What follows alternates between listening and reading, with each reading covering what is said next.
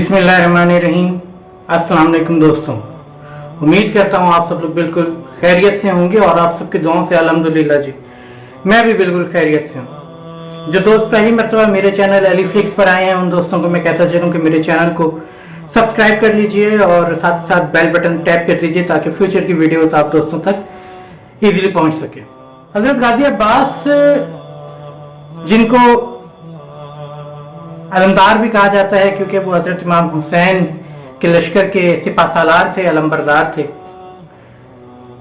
इनकी पैदाइश कैसे हुई, इनकी पैदाइश के वाक़ये से लेके इनके बचपन में पहली मर्तबा जब ये जंग के मैदान में उतरे तो किस तरीके से इनका मुकाबला हुआ और क्या कुछ इन्होंने किया और उसके बाद फिर शहादत तक, आज सारा कुछ मैं लिमिटेड टाइम के अंदर कोशिश करूंगा कि कंप्लीट कर सकूं। जिस वक्त जनाब फातिमा ज़हरा सलाम अलैहा खातून जन्नत का इस दुनिया से जाने का वक्त करीब आया, शहादत करीब आई, तो उन्होंने मौला अली से ये फरमाया कि या मौला, मैंने अपने बाबा से ये कहते हुए सुना था कि इस तरीके से करबला का वाकया होगा और हम में से कोई भी मौजूद नहीं होगा, तो मैं आपको सिर्फ एक ये बात कहना चाहती हूँ कि आप अरब के सबसे ज्यादा बहादुर खानदान में शादी कीजिएगा मेरे बाद, और उससे आपको अल्लाह ताला ने इंशाअल्लाह ताला, मेरी दुआ है, एक बेटा अल्लाह देगा जिसका नाम आप अब्बास रखिएगा और वो अब्बास मेरे हुसैन की हिफाजत करेगा, करबला के मैदान में उसको तन्हा नहीं छोड़ेगा। बीबी के वसीयत कह लें, उसके मुताबिक मौला अली ने बाद में जब शादी की तो बीबी उम्मुल बनीन से उन्होंने ये शादी की, बिल्कुल उन्हीं तमाम चीजों को माइंड में रखकर जो बीबी फातिमा ज़हरा सलाम अलैहा ने बताया था। उस शादी के बाद अल्लाह ताला ने दुआ खातून जन्नत के ऐन मुताबिक बहुत ही खूबसूरत, बहुत ही हसीन, बहुत ही दिलकश, बहुत ही बहादुर एक बेटा अता किया जिसको कमरे बनी हाशिम कहा जाता है। कमरे बनी हाशिम, ये बनी हाशिम वो खानदान है जहां पर एक से बढ़कर एक खूबसूरत तरीन सब नस्ल दर नस्ल औलादे चली आ रही हैं, हमारे आका सब। लेकिन वहां पर भी इतना खूबसूरत बच्चा एक पैदा हुआ जिसको कमर बनी हाशिम का नाम दिया गया, वो है गाजी अब्बास। हजरत अब्बास को मौला अली ने बचपन से मुकाबला जब उनका करवाते थे तो नॉर्मली होता है कि बच्चे को बच्चे के साथ मुकाबला करवाया जाता है ताकि जंग की प्रैक्टिस कर सके, लेकिन उनकी ट्रेनिंग इस तरीके से की जा रही थी कि उनको बचपन से ही बड़ों के साथ मुकाबला करवाया जाता था। क्यों? क्योंकि उन्होंने करबला के मैदान में मौला हुसैन की मदद करनी थी। हजरत अब्बास को मौला अली ने बाद में हजरत इमाम हसन की शागिर्दगी में दिया था और उन्होंने उनको सारे जंग के दाव पेच वगैरह सिखाए। उसके बाद हजरत इमाम हुसैन को उनको बचपन से कहा गया था कि ये आपके आका हैं और आप इनके गुलाम हैं। अब आते हैं मौला अब्बास की पहली जंग के बारे में और उनकी बहादुरी का अंदाजा अब आप लोग दोस्तों को हो जाएगा कि वो कितने बहादुर थे। गाजी अब्बास की उम्र कोई 11 से 13 साल के दरमियान की होगी, पहली मर्तबा मैदान जंग में उतरे। वाकया है 37 हिजरी का, मैदान जंग है जंगी सिफीन, सामने है 2.5 लाख का लश्कर और मौला अली ने यह फरमाया कि कौन है जो इस सामने के 2.5 लाख के जो लश्कर है इसको खत्म करने के लिए मेरी मदद करे। ये बताओ जाफर कि कितना टाइम लगेगा ये सारा कुछ करने में। उन्होंने कहा कि बाबा, आप फजर की नमाज से फारिग होंगे और मगरिब की नमाज पढ़ाकर फारिग होंगे, तो इस दौरान के अरसे में मैं जाफर 1500 के लश्कर के साथ, आपके घोड़े के साथ और आपकी तलवार के साथ जाकर तमाम 2.5 लाख का लश्कर को नीस्तो नाबूद करके वापस आ जाऊंगा। मौला अली ने मुस्कुरा के हजरत जाफर बिन अली के शानों को बोसा दिया और उसके बाद कहा कि बेटा, बहुत बहादुर हो, बहुत अच्छी बात है, लेकिन मगरिब में टाइम ज्यादा है, अली को जरा जल्दी है। उसके बाद हजरत औन बिन अली आगे बढ़े और उन्होंने फरमाया कि बाबा, ये भाई ने तो 1500 का लश्कर मांगा था, मैं 1000 का लश्कर मांगता हूं, आपका घोड़ा मांगता हूं, आपकी तलवार मांगता हूं, और उसके बाद मैं इस 2.5 लाख के लश्कर को खत्म कर दूंगा। मौला अली ने फरमाया कि ठीक है बेटा, 1000 का लश्कर भी देता हूं, अपना घोड़ा भी देता हूं, अपनी तलवार भी देता हूं, बताओ ये कि कितनी देर में तुम्हें लगेगी ये काम सर अंजाम देने में। उन्होंने कहा बाबा, आप फजर की नमाज पढ़ाकर फारिग होंगे और जोहर की नमाज पढ़ाकर फारिग हुए होंगे, और अभी आपने तस्बीह हाथ से नीचे नहीं रखी होगी कि आपका ये बेटा काम तमाम करके आ जाएगा 2.5 लाख लश्कर का। मौला अली फिर मुस्कुराए और मुस्कुरा कर अपने इस बेटे का भी बोसा लिया और कहा कि बेटा, मैं तुम्हारी बहादुरी के ऊपर नाज करता हूं, लेकिन ज़ोहर होने में वक्त ज्यादा है, अली को जल्दी है। यह सुनना था कि हजरत गाजी अब्बास आगे की जानिब बढ़े। हजरत अब्बास ने बढ़कर मौला अली से फरमाया कि बाबा, मुझे इजाजत दीजिए। मौला अली ने कहा कि ठीक है बेटा, तुम्हें क्या चाहिए? कहते हैं ना तो मुझे 1500 का लश्कर चाहिए, ना ही मुझे 1000 का लश्कर चाहिए, ना ही मुझे आपका घोड़ा चाहिए, ना ही मुझे आपकी तलवार चाहिए। मुझे चाहिए तो सिर्फ आपकी इजाजत चाहिए और मेरे आका हुसैन की मर्जी चाहिए। मौला अली ने मुस्कुरा के अपने बेटे अब्बास को देखा और उसके बाद फरमाया, ठीक है अब्बास, लेकिन ये सब करने में बताओ तुम्हें वक्त कितना लगेगा। गाजी अब्बास ने एक तारीखी जुमला कहा। गाजी अब्बास कहते हैं, बाबा, आपकी इज्जत की कसम, मैं अब्बास जाऊंगा, जाकर पहली सफ में घुसूंगा, पहली सफ के गले काटते हुए मैं लश्कर के दरमियान में घुसूंगा और मैं लश्कर के इख्तिताम तक पहुंच जाऊंगा और आखिरी गर्दन काटूंगा, और ये सब काम मैं इतनी तेजी से करूंगा कि अभी तक जो पहली गर्दन मैंने उड़ाई थी वो जमीन पर गिरी भी नहीं होगी कि लश्कर का आखिरी बंदे की गर्दन मैं उड़ा चुका हूं। उसके बाद तारीख बताती है कि लोगों ने जो मंजर देखा कि अली के साथ अली खड़ा देखा, हजरत अली का मामा हजरत अब्बास के सर पे देखा, हजरत अली की अबाया हजरत अब्बास को पहने हुए देखा, और उसके बाद जब हजरत अब्बास पहली मर्तबा 11 साल की उम्र में अपने घोड़े पर सवार होके 2.5 लाख के लश्कर के सामने मद्दे मुकाबिल पहुंचे, तो पहुंच के उन्होंने ललकार कर कहा कि है कोई तुम में से जो मेरा मुकाबला करने के लिए आगे आ सके। 2.5 लाख के लश्कर में कपकपी सी तारी हो गई ये सुन के, हैं ये कौन है? छोटा सा लग रहा है, लेकिन 2.5 लाख के लश्कर को ललकार रहा है, ये है कौन आखिर?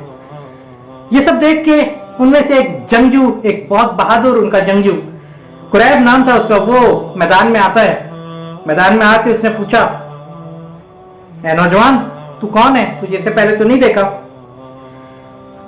हजरत अब्बास ने कहा कि पहले तुम बताओ, अपना तारुफ करो, तुम कौन? कहते मैं अरब का वो बेमिसाल जंगजू हूं जिसको अकेले ही 1000, 2000, हजारों के लश्कर से मैं अकेला टकरा जाता हूं।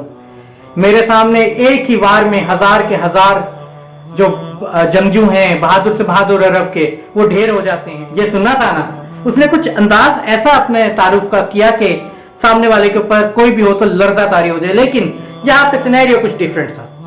यहां सामने गाजी अब्बास खड़े हुए थे, ना तो उनके चेहरे के ऊपर पसीना आया, ना उनके चेहरे के ऊपर परेशानी आई, बल्कि उल्टा उनके चेहरे पर तबस्सुम आ गया, वो मुस्कुराने शुरू हो गए। कुरैब परेशान, ये कैसा इंसान है? कहते तुम कौन हो? तुम अपना नाम तो बताओ। हजरत अब्बास ने कहा कि मैं मलका तथीर खातून जन्नत की दुआ हूं। मैं इस चीज की शान के खिलाफ समझता हूं कि तुझ जैसे इंसान को मैं अपना नाम बताऊं। यह सुनना था, फौरन पहचान गया, कहता तू अली का बेटा है? गाजी अब्बास ने कहा, हाँ मैं अली का बेटा हूं। अब कुरैब सोच में पड़ गया, शक्ल भी अली जैसी है, तेवर भी अली जैसे हैं, जलाल भी अली जैसा है, जो तरीका है, स्टांस है जो इसका, ये भी अली जैसा है। जब सब कुछ अली जैसा है तो लड़ेगा भी तो ये अली जैसा, और अगर ये अली जैसा लड़ने वाला इस वक्त मुकाबला करने पर आ गया तो हालत खराब हो जानी है। अब उसने क्या कहा आगे से, कहता है कि मैं बच्चों से मुकाबला नहीं करता, तुम जाओ, ऐसी खामखा में मारे जाओगे, मैं बच्चों से मुकाबला नहीं करता। ये कह के एक एक कदम करके पीछे हटना शुरू हो गया।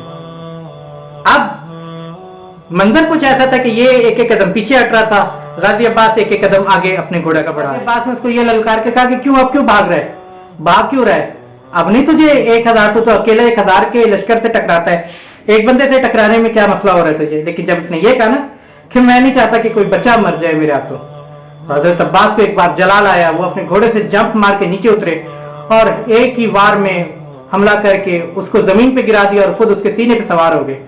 सीने पे सवार होने के बाद उन्होंने कहा कि हाँ भाई, जंग तो तुम्हें करनी पड़ेगी, मैं अब्बास मौजूद हूं। कुरैब पहले तो मचला, निकलने की कोशिश की, फिर जब नहीं हुआ तो कहता है जाने नहीं देगा, नहीं जाने देता मुझे। अब्बास ने कहा नहीं, तू मेरा पहला शिकार है, तुझे कैसे जाने दूं, और जिसने मुझे भेजा है वो खैमे के वहां से देख रहा है, देख नहीं रहा कि अब्बास ने ऐसे कैसे छोड़ दिया दुश्मन को, मैं तो नहीं जाने देता। उसके बाद अब्बास ने पीछे मुड़कर देखा, हजरत अब्बास ने जब देखा तो हजरत मालिक बिन अश्तर वहां पर खड़े हुए थे। उन्होंने उनसे पुकार के कहा कि मेरे बादशाह कहाँ हैं, उनको बुलाइए। उन्होंने हजरत इमाम हुसैन को बुलाया। हजरत इमाम हुसैन जब टीले के पर तशरीफ लाए तो हजरत अब्बास ने जैसे उनसे एक मर्तबा इजाजत चाही उनकी तरफ देख के, क्योंकि मर्जी तो उनकी शामिल होती है ना, और उसके बाद इस तरीके से उन्होंने वार किया कि कुरैब इस दुनिया से जा चुका था और फासले जहन्नुम हो चुका था बिजली की आन में। यह है गाजी अब्बास की बहादुरी। 2.5 लाख का लश्कर कांप गया सिर्फ गाजी अब्बास की वजह से। अब आते हैं करबला के मैदान में। करबला के मैदान में हजरत इमाम हुसैन भी अच्छे से ये बात जानते थे कि मेरा भाई अब्बास जो है, ये अगर मुकाबले पर चला गया ना, अगर ये मुकाबले पे चला गया, यजीदी लश्कर फिर अरबों खरबों की तादाद में भी आ जाए, फिर फर्क कोई नहीं पड़ता, क्योंकि अब्बास एक ऐसा भूखा शेर है जो कि इन लोगों को वासले जहन्नुम करके ही छोड़ेगा। इसलिए अल्लाह ताला की खुशनुदी की खातिर उन्होंने हजरत अब्बास को जंग का कभी भी इजाजत ही नहीं दी। एक एक करके तमाम घर वाले, असहाब सब शहीद हो गए। बचा कौन? हजरत अब्बास बचे थे। हजरत अब्बास बार बार इजाजत लेने के लिए आते रहे, लेकिन इमाम हुसैन हर बार उनको ये कह के मना कर देते थे कि नहीं अब्बास, तुम मेरे लश्कर के सिपा सालार हो, तुम मेरे लश्कर के अलमबरदार हो, तुम्हें कुछ हो गया तो मैं हुसैन क्या करेगा। जब सब शहीद हो गए ना तो हजरत अब्बास एक बार तड़प कर आए और तड़प कर कहते हैं कि आका मुझे अब तो इजाजत दे दीजिए।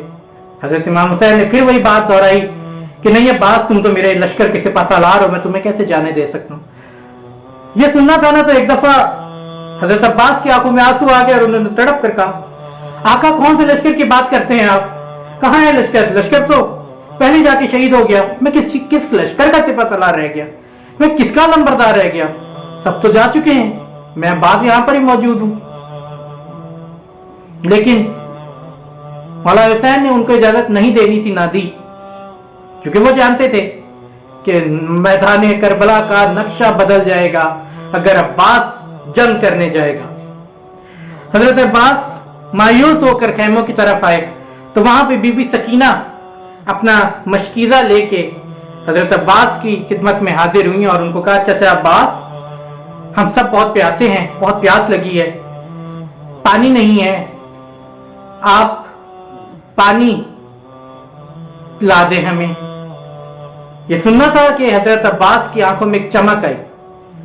مشکیزہ لیا اور لے کر حضرت امام حسین کی خدمت میں حاضر ہو کر آقا بچے پیاسے ہیں, 3 روز ہو چکا ہے, مجھے جنگ کی اجازت نہیں دے رہے ہیں, پانی لانے کی اجازت تو دے دیجئے, میں کم از کم ان بچوں کو پانی تو پلا سکوں. حضرت امام حسین نے ایک بار اپنے بھائی کی جانب دیکھا, ایک بار اپنی بیٹی کی جانب دیکھا, اور اس کے بعد حضرت عباس کو دیکھ کر گویا یوں دیکھا جیسے کہ وہ تو ان کو تو پتا تھا کہ اب عباس واپس نہیں آئے گا, اب عباس شہید ہونے جا رہا ہے. حضرت امام حسین نے حضرت عباس کو اجازت دے دی, لیکن ساتھ ہی ساتھ کہہ دی لیکن عباس یاد رکھنا تم نے 11 سال کی عمر میں ایک رول خود بنایا تھا کہ حسین کی مرضی ہوگی تو تمہاری تلوار چلے گی. عباس جنگ لڑنے کے لیے نہیں اجازت دی میں نے, جنگ لڑنے کے لیے نہیں بھیج رہا, پانی لینے کے لیے بھیج رہا ہوں, جاؤ پانی لے آؤ. حضرت عباس نے امام حسین کو بہت خوشی کے ساتھ دیکھا کہ شکر ہے کم از کم پانی لانے کی اجازت ملی. انہوں نے اجازت طلب کی کہ ٹھیک ہے آقا انشاءاللہ تعالی ایسا ہی ہوگا. اپنے گھوڑے پہ بیٹھے اور دریا کی جانب چل پڑے. اب سامنے جو لشکر یزید تھا وہ کھڑا ہوا دیکھ رہا تھا. جب وہ دیکھتے ہیں نا کہ عباس آ رہے ہیں, ایک دفعہ تمام کے تمام لشکر میں جو لاکھوں کی تعداد میں تھا, ایک دفعہ تھر تھری کانپ گئی, تھر تھری پڑ گئی, سب کانپنا شروع ہو گئے. عباس آ رہے ہیں. کہا یہ گیا تھا کہ دریا تک کوئی نہیں پہنچے, لیکن حضرت عباس دریا کی جانب بڑھ رہے ہیں, لشکر سامنے ہے. حضرت عباس نے اپنی تلوار بھی نہیں نکالی ہوئی, وہ جا رہے ہیں, ایک ہاتھ میں علم ہے, ایک ہاتھ میں جو ہے مشکیزہ ہے, گھوڑا ان کا دریا کی جانب جا رہا ہے. اب دہشت ہی اتنی کافی تھی, اس شیر کی دہشت ہی اتنی کافی تھی کہ تمام گیدڑ, تمام بھیڑیے سائڈوں پر ہٹ گئے. سارا لشکر یوں جگہ دینا شروع ہو گیا جیسے کہ کوئی سردار کو جگہ دی جاتی ہے. حضرت عباس پلک جھپکنے میں خیام حسینی سے فرات کے کنارے پہنچ چکے تھے. وہاں پر پہنچ کر وہ اپنے گھوڑے سے نیچے اترے. گھوڑے سے نیچے اتر کے انہوں نے سب سے پہلے دریائے فرات کے پانی کو اپنے ہاتھ میں لیا. چلو میں پانی لینے کے بعد اس کو دیکھا اور دیکھ کے مخاطب کیا, اے دریا, اے پانی, تو کیا سوچتا ہے کہ تو ہم تک نہیں پہنچ پائے گا؟ اگر چاہے تو, اگر حسین چاہیں تو, اگر میرے آقا چاہیں تو خیام حسینی تک آرام سے پہنچ سکتا ہے. اور میں تمہیں نہیں پیوں گا, اس لیے کیونکہ میرے آقا وہاں پیاسے ہیں, آقا زادیاں پیاسی ہیں. میں عباس کو یہ چیز زیب نہیں دیتی کہ میں اپنی پیاس بجھا لوں اور میرے آقا پیاسے ہوں. اس لیے انہوں نے پانی کو ایک حقارت کے ساتھ واپس دریا میں ڈال دیا. اس کے بعد انہوں نے مشکیزہ بھرا. مشکیزہ بھرنے کے بعد انہوں نے اپنے گھوڑے کو پانی کی جانب کیا کہ میں عباس تو کسی وجہ سے نہیں پانی پی رہا, تجھے کیا ہے, تو تو جاندار ہے, تجھے بھی پیاس لگی ہے, تو تو پانی پی لے. لیکن گھوڑے نے اپنا منہ پانی سے ہٹا دیا. 3 مرتبہ یہ عمل دہرایا, تینوں مرتبہ گھوڑے نے بھی پانی نہیں پیا. اور اس کے بعد حضرت عباس کی طرف کچھ یوں دیکھا, اور لگتا ایسے ہے, راوی لکھتا ہے کہ ایسا لگتا تھا کہ گھوڑا حضرت عباس سے یہ کہہ رہا ہے کہ آپ اپنے آقا کے لیے اگر ایسا کر رہے تو آپ کو کیا لگتا ہے, میں پانی پی لوں گا جبکہ میرا آقا بھی پیاسا ہے. حضرت عباس نے اپنے گھوڑے کو پیار کیا, اس پر سوار ہوئے, گھوڑے کا رخ موڑا اور خیام حسینی کی جانب روانہ ہوئے. ابھی تک کسی یزیدی کے اندر ہمت نہیں ہوئی کہ نہ تو وہ پیٹھ پیچھے وار کر سکے, نہ وہ ابھی ان پر وار کرے. ادھر ادھر روز میں کھڑے ہوئے, بیچ میں رستہ بنا ہوا ہے, غازی جا رہے ہیں. جب یہ دیکھا نا شمر نے تو ایک دفعہ وہ گھبرا گیا. شمر ملعون کہتا ہے کہ دیکھو تم لوگوں کو کیا ہو گیا ہے, عباس کے اوپر حملہ کیوں نہیں کرتے ہو؟ یہ پانی خیام حسینی تک نہ پہنچ پائے, یہ بغیر پانی کے 3 روز کے پیاسے ہیں, یہ ایسے لڑے ہیں کہ ہمیں ان لوگوں نے ناکو چنا چبوا دیے ہیں. اگر ایک گھونٹ بھی ان کا پہنچ گیا ان کے خیام تک اور پانی پی لیا انہوں نے, پھر تو یہ تازہ دم ہو جائیں گے. اور اس کے بعد جس طریقے سے یہ ہمارا حال کریں گے, حشر کریں گے, اس لیے پانی نہ پہنچے, حملہ کرو عباس پہ. یہ سننا تھا کہ ہرملا ایک نہایت ہی ذلیل انسان تھا, جہنمی تھا. اس نے تیر کا نشانہ بنایا اور مشکیزے کی طرف نشانہ باندھنے کی. یزیدیوں نے اب حملہ کر دیا تھا. غازی بہت اچھے سے مقابلہ کر سکتے تھے, لیکن ان کو اپنے آقا کی جانب سے, امام حسین کی جانب سے اجازت نہیں تھی. بازو کٹا, ایک بازو کٹا, غازی نے دوسرے بازو سے مشکیزہ پکڑ لیا. دوسرا بازو کٹا, غازی نے دانتوں سے مشکیزہ پکڑ لیا. اب کچھ منظر ایسا ہے دوستوں کہ غازی دونوں بازوؤں کے بغیر گھوڑے کے اوپر سوار جا رہے ہیں. علم جو ہے وہ انہوں نے اپنے یہاں پر لگا لیا ہوا ہے, اپنی کمر کے اندر. دانتوں سے مشکیزہ پکڑا ہوا ہے. صرف ایک دعا دل میں چل رہی ہے کہ یا اللہ مجھے کسی طریقے سے یہ پانی بی بی سکینہ تک پہنچنے کی اجازت مل جائے, میں وہاں تک پہنچ جاؤں, میں شہید ہوتا ہوں ہو جاؤں, لیکن آس نہ ٹوٹنے پائے. لیکن پھر جب ہرملا جہنمی نے تیر چلایا, مشکیزے کو لگا, مشکیزہ پھٹ گیا, سارا پانی جو تھا اس میں وہ بہہ گیا. حضرت عباس کی آخری امید دم توڑ گئی اور ہمت ٹوٹ گئی. حضرت عباس نے اب اپنا جو رخ تھا خیام حسینی کی طرف کرنے کے بجائے گھوڑا موڑ کر انہوں نے واپس یزیدی فوجوں کے اندر کر لیا. کیونکہ اب ان کے زندہ رہنے کا سوال ہی پیدا نہیں ہوتا تھا. پانی وہ لا نہیں سکتے تھے, بازو ان کے دونوں جو کاٹ دیے جا چکے تھے, مشق پھٹ چکی تھی. کس چیز میں پانی لے کر جاتے, کیسے پانی لے کے جاتے؟ اب خیمے میں جانا ان کو گوارا نہ تھا. انہوں نے اپنا گھوڑا واپس موڑا, یزیدی فوجوں کے درمیان آئے. کہیں سے تلواریں آئیں, کہیں سے نیزے آئے, کہیں سے تیر آئے. حضرت عباس کو لگتے گئے یہاں تک کہ حضرت عباس زمین پر آئے. دوستوں کبھی آپ لوگوں نے بھی بڑا ارطغرل ڈرامہ دیکھا ہوگا, بہت سارے اس کے تو بڑے دیوانے ہیں نا لوگ, دیکھا ہے. اس میں دیکھا ہوگا جب گھوڑے سے کوئی گرتا ہے تو کس طریقے سے گرتا ہے کہ زمین کے اوپر اپنے بازوؤں کا سہارا لے کے گرتا ہے. ذرا ایک منٹ کے لیے سوچیں, ایک سیکنڈ کے لیے ذرا امیجن کرنے کی کوشش کریں حضرت عباس گھوڑے کی زین سے زمین پر کیسے آئے ہوں گے, بازو تو تھے ہی.